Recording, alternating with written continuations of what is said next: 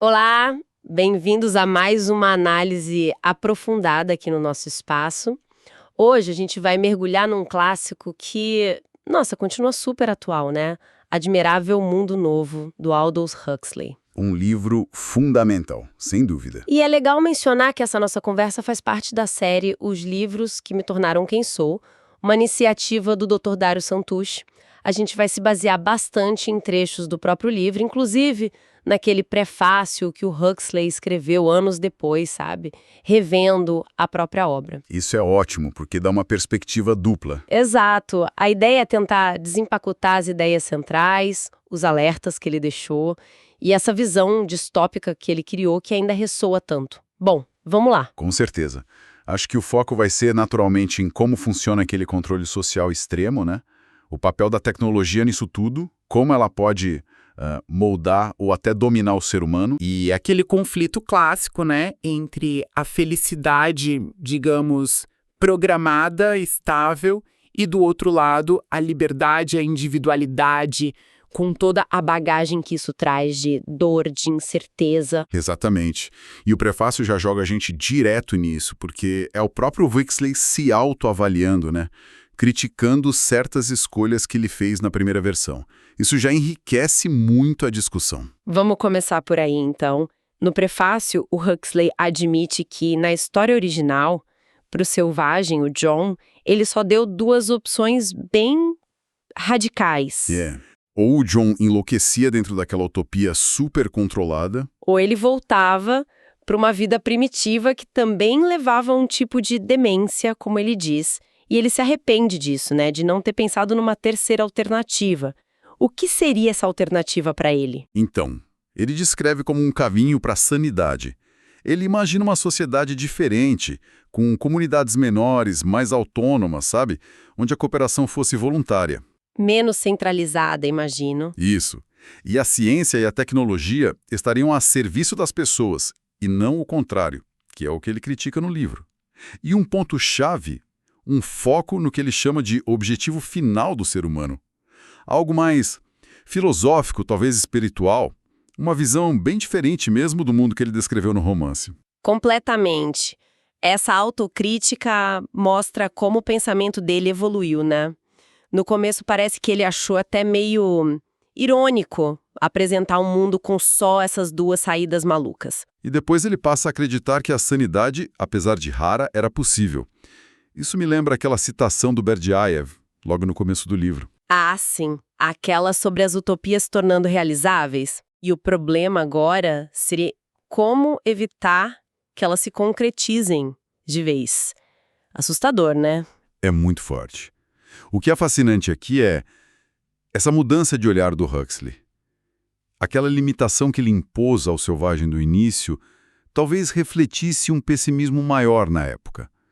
Depois ele se abre para essa possibilidade de um caminho mais equilibrado. Mas a preocupação com a tecnologia, isso já estava lá desde o começo, né? Desde o início. E o prefácio reforça muito isso.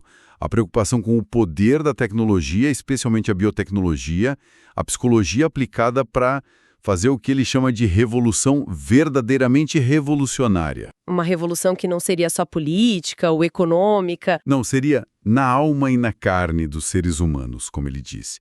Um controle profundo em nome da eficiência, da estabilidade e de uma felicidade bem superficial. E que controle! Vamos ver como isso funcionava lá no Estado Mundial. Logo no início, a gente visita o Centro de Incubação e Condicionamento de Londres Central. O lema já diz tudo: comunidade, identidade, estabilidade. Tudo bem amarradinho. E o diretor, o Dick, guiando os estudantes, ele deixa claro: o importante é ter uma ideia de conjunto bem básica. Só o suficiente para ser útil e feliz. Detalhes técnicos, ok? Mas ideias gerais, filosofia, história, isso é perigoso, são males intelectualmente necessários, mas males. É melhor não pensar muito, né? E a base dessa estabilidade toda é a engenharia. Biológica e social. Desde a concepção, o processo Bokanovsky, eles apresentam com orgulho, né? Um dos principais instrumentos da estabilidade social. Aquela ideia de fazer um óvulo fertilizado se dividir e gerar quantos? Até 96 gêmeos idênticos. Exato. 96, para criar lotes padronizados de gente, perfeitos para tarefas repetitivas nas castas mais baixas. É a linha de montagem, só que para fazer pessoas.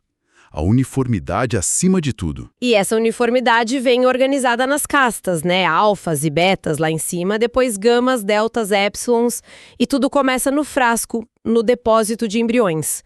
Aquele lugar com luz vermelha, temperatura controlada, ali eles já são condicionados para o destino deles. Totalmente.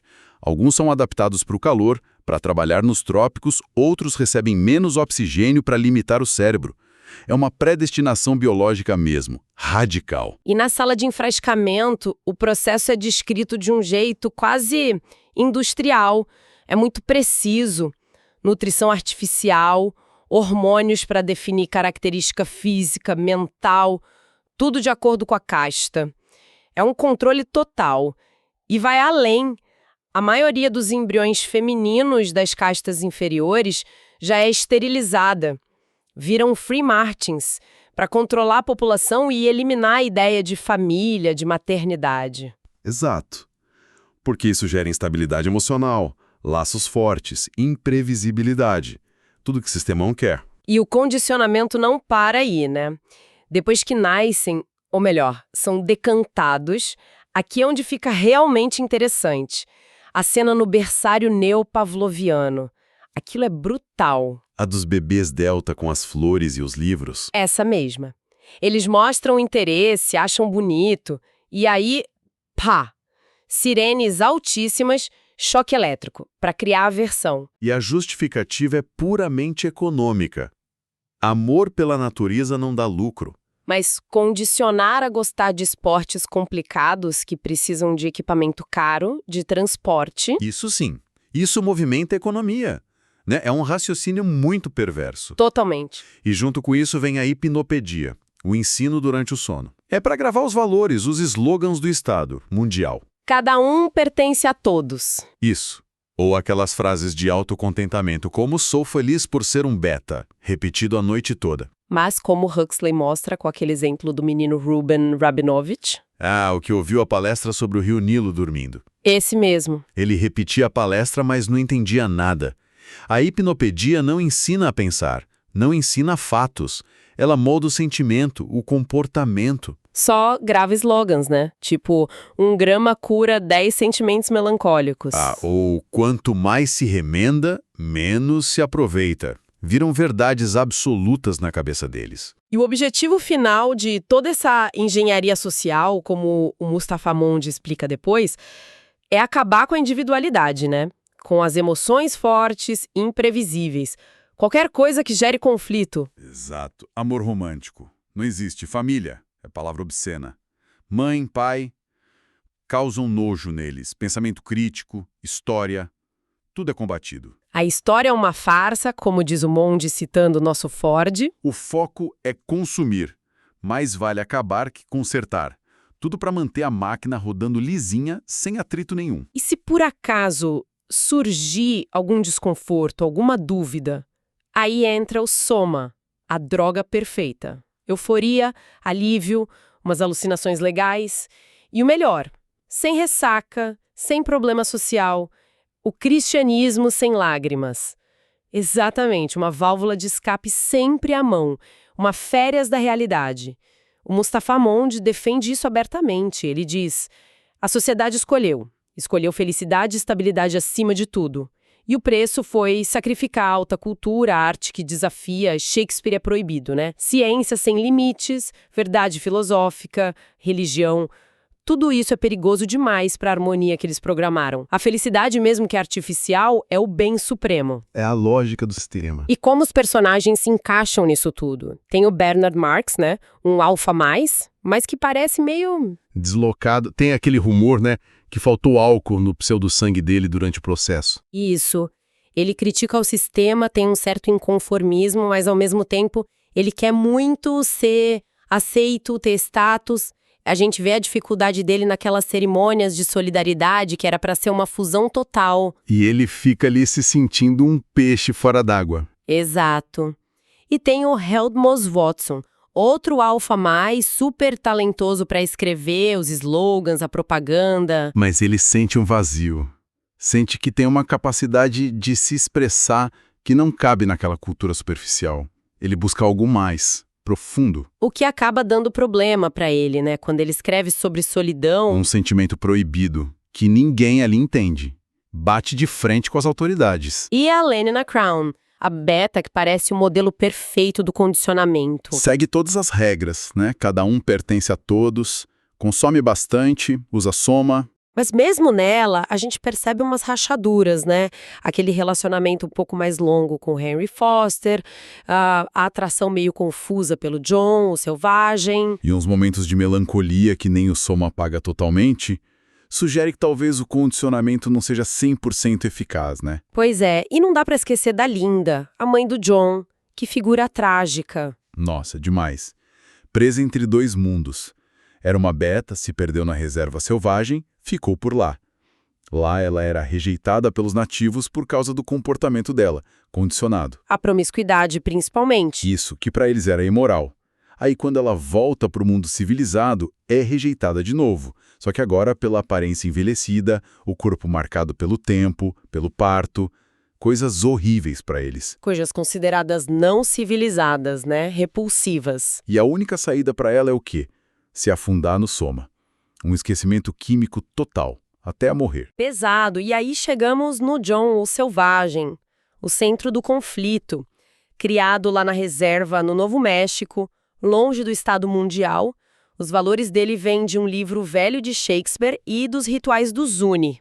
Um choque cultural absurdo quando ele chega em Londres. Total, no começo ele fica maravilhado, né? Oh, admirável mundo novo que encerra criaturas tais. A famosa frase. Mas logo vira horror, repulsa. Pela superficialidade, pelo controle, pela produção em massa de gente, pela falta de sentido.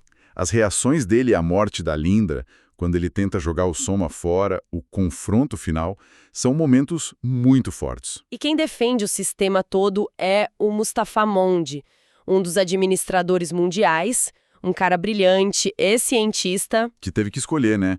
Entre buscar a verdade sem limites ou administrar a felicidade controlada.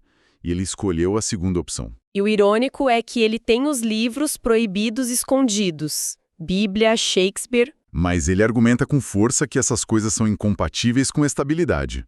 Justifica as castas com a tal experiência de Chipre. Ah, a ilha só de alfas que deu em guerra civil? Essa mesma. Ele defende o controle da ciência, da arte. Para ele, a sociedade aboliu conscientemente o direito de ser infeliz. Esses conflitos individuais refletem o choque maior, né?